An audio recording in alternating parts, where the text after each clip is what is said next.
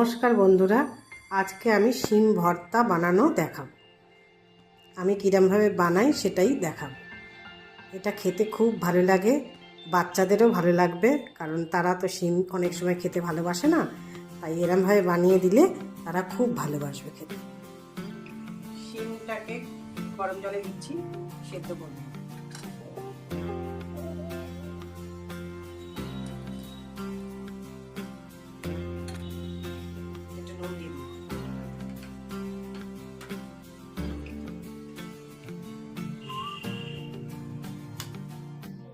শিমটাকে মিক্সিতে দিলাম। শিম, লঙ্কা, রসুন একসাথে বেটে নেব। সুন্দর করে বাটা হয়ে গেছে। কড়াইতে সর্ষের তেল দিচ্ছি,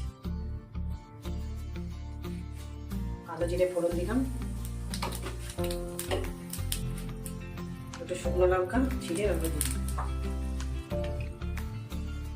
পেঁয়াজ দিচ্ছি,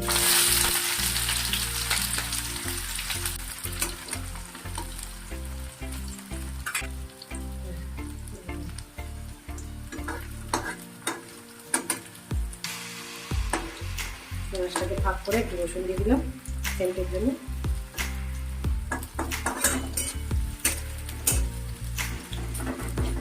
রসুন খেতে করে ভালো করে ভাজা হয়ে গেছে, এবার পেস্টটা দিয়ে দেবো।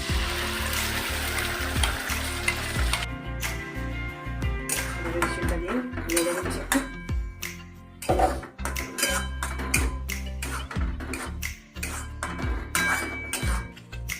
পেস্টটা পুরো দিয়ে দিয়েছি চেঁচে কুচে।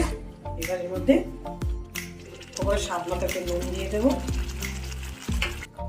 চিনি দিচ্ছি,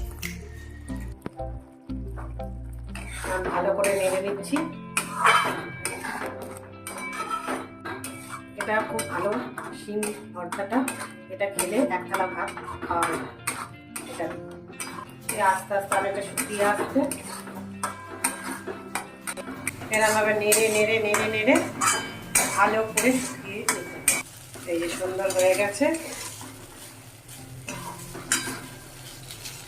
এটাতে একটু ধনে পাতা দিলে ভালো হতো, আমার কাছে ধনে পাতা ছিল না তাই আমি দিতে পারিনি। একটু ধনে পাতা বাটা দিলে আরো ভালো লাগে। এই যে কত সুন্দর হয়েছে দেখুন, ভালো শিম ভর্তাটা খুব সুন্দর লাগে। এরমভাবে বানিয়ে খেলে খুব ভালো লাগে।